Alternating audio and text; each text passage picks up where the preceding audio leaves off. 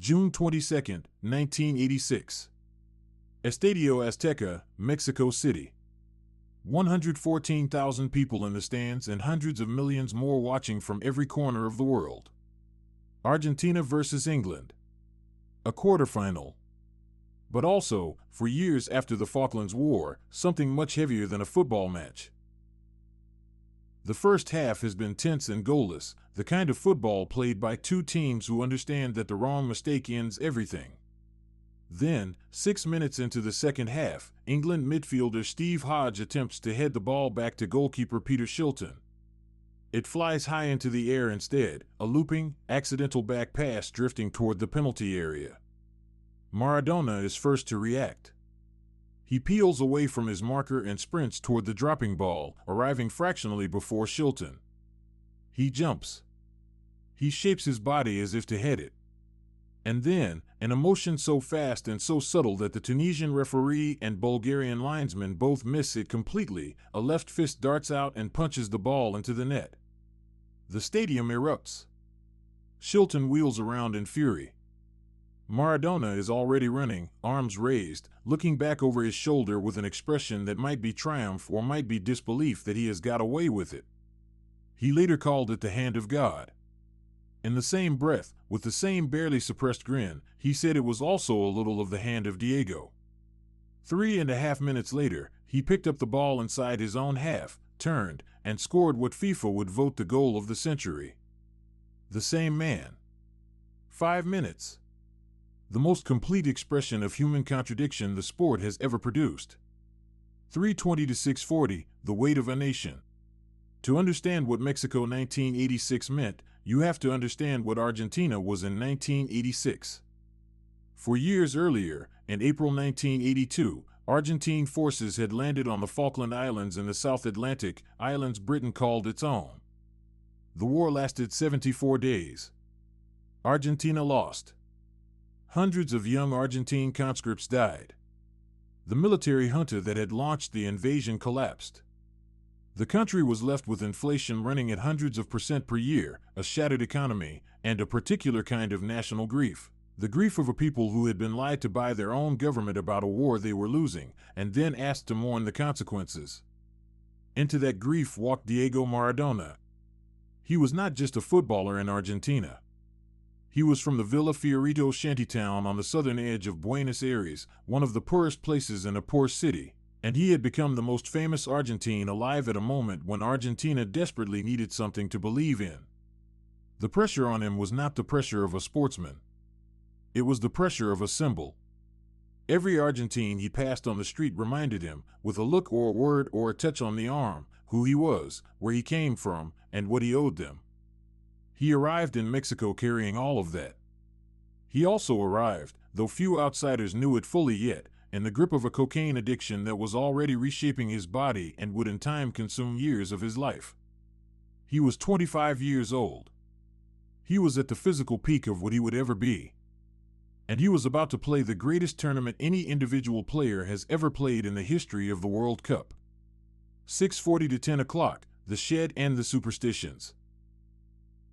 The living conditions provided to the Argentine squad at Mexico 1986 were, by any modern standard, extraordinary. The Club America residential quarters near the Azteca contained one telephone for the entire squad. One television, placed in the dining room. Players arrived to find lampshades missing from their rooms and had to fit them onto the bulbs themselves. Some rooms were unfinished. For players were billeted 100 meters away from the main building in conditions that made the rest of the facility look luxurious. Every player, Maradona included, received $25 a day from the Argentine Federation. But as midfielder Jorge Valdano, who scored 4 goals in the tournament, later explained, the hardship bound them together in a way that a 5-star hotel never could have. When you agreed to stay in the shed, you were agreeing to do everything, to suffer, to sacrifice, to subordinate yourself completely to the group.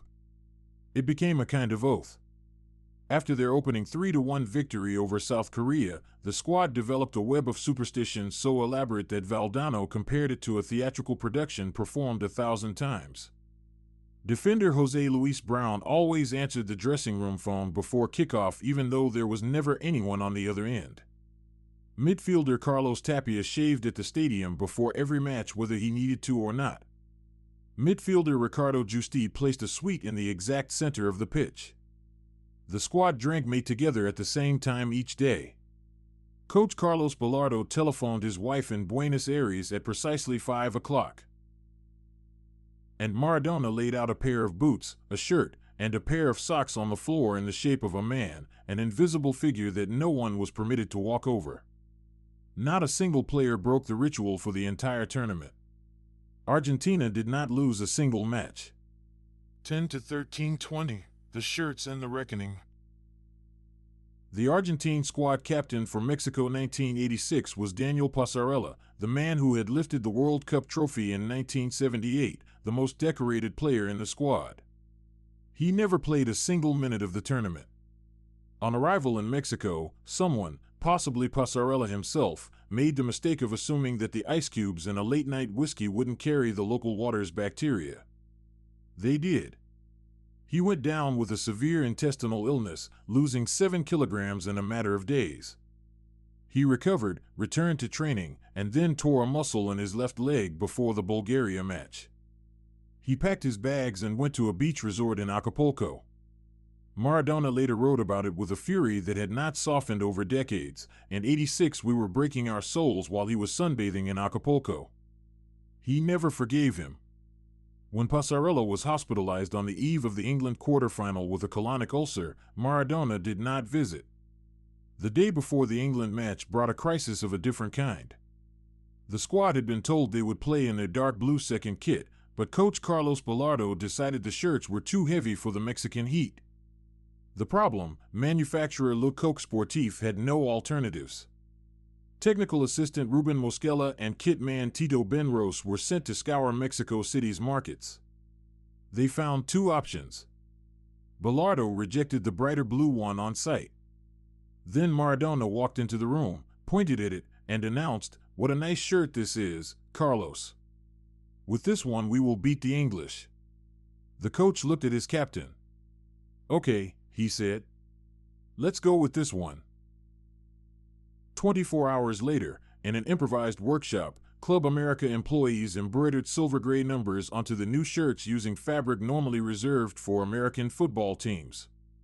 Bobby Robson, watching the footage, reportedly told his defender Terry Fenwick not to worry. "He's little, fat, and he's only got 1 foot." 13-20 to 16-40, the goal of the century. 3 minutes and 30 seconds after the hand of God, the referee's whistle blew for a foul on Glenn Hoddle just outside the Argentine penalty area. It was obvious. It was not given. Instead, from that moment, Diego Maradona received the ball, turned, and began to run. What followed lasted 10 seconds. Maradona collected the ball in his own half, 45 meters from goal. He accelerated past Peter Beardsley. He pushed it past Steve Reed. He cut inside Terry Butcher. He drew Terry Fenwick toward him, the defender who had been booked early in the game specifically for fouling him, and who therefore could not commit a proper challenge, and glided past him with a slight drop of the shoulder that made Fenwick look like he was standing still. Peter Shilton came out. Maradona rolled it past him with his left foot into the bottom corner. He ran to the corner flag, arm raised, and the Azteca shook. Fenwick had come into this match told by his manager not to worry. The man was small and fat and 1-footed. That quarterfinal was effectively his last full appearance for England. He later admitted the experience left him bitter and twisted for 20 years. England goalkeeper Peter Shilton never forgave Maradona, not for the handball, he said, but for never apologizing for it. He refused to invite him to his testimonial. Maradona's response, "He didn't invite me, true, oh, my heart bleeds." How many people go to a goalkeeper's testimonial anyway? A goalkeeper's?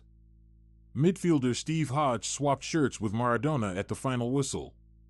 He could not have imagined that the shirt would spend 20 years on loan to the National Football Museum in Manchester before selling at auction in May 2022 for £7.1 million, the highest fee ever paid for a piece of sports memorabilia. The ball from the match?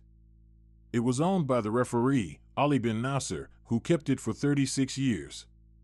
1640 to 2000 hours, the final and what came after. Against Belgium in the semifinal, Maradona scored twice more, a delicate lifted finish over the goalkeeper's head, then a surging straight run through 3 defenders and a finish before the keeper could decide. The entire semifinal had taken him 12 minutes to settle. In the final against West Germany, he was quieter, but not silent. With Argentina leading 2-0, West Germany pulled level through Karl-Heinz Rummenigge and Rudi Völler in the space of 9 second-half minutes. The Azteca held its breath. Then, with 6 minutes remaining, a loose ball dropped in the center circle. Maradona headed it right, received it back, and spotted Jorge Burruchaga launching a diagonal run. He let the ball bounce twice. Then he threaded a pass of such precision, such perfect weight, that Burruchaga later said, "He gave me the best pass of my career, the way only he can. I drew strength from I don't know where to run those last meters." Burruchaga's third touch dispatched it into the bottom corner. Argentina were champions. 5 goals. 5 assists. Involved in 10 of Argentina's 14 goals. Half of the total shots on target across the entire tournament. It remains the most complete individual performance in World Cup history and almost certainly will never be surpassed. When the squad returned to base that night, they held hands and walked a lap of honor around the training ground. That was all. The directors of the Argentine Federation had already secured themselves first-class seats on the flight home. Their world champions traveled economy. When Maradona stepped onto the balcony of the Casa Rosada in Buenos Aires with the World Cup trophy in his hands, the same balcony from which Eva Perón had once addressed her beloved Descamisados, the shirtless poor, an entire country that had spent 4 years in grief and shame, felt something shift. Not everything was fixed. Nothing was simple. But for one summer in Mexico, Diego Armando Maradona had been exactly what his people needed him to be. He was never that happy again. He was a cheat and a genius. A sinner and a saint. A man from a Buenos Aires shantytown who carried a broken nation on his back across one extraordinary summer and gave it back something it had almost forgotten it was allowed to feel: pride. The addiction would come for him.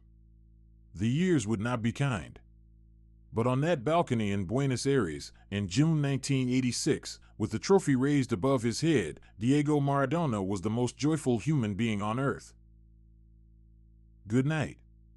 And remember, the greatest players are never just athletes. They are the stories their people need told.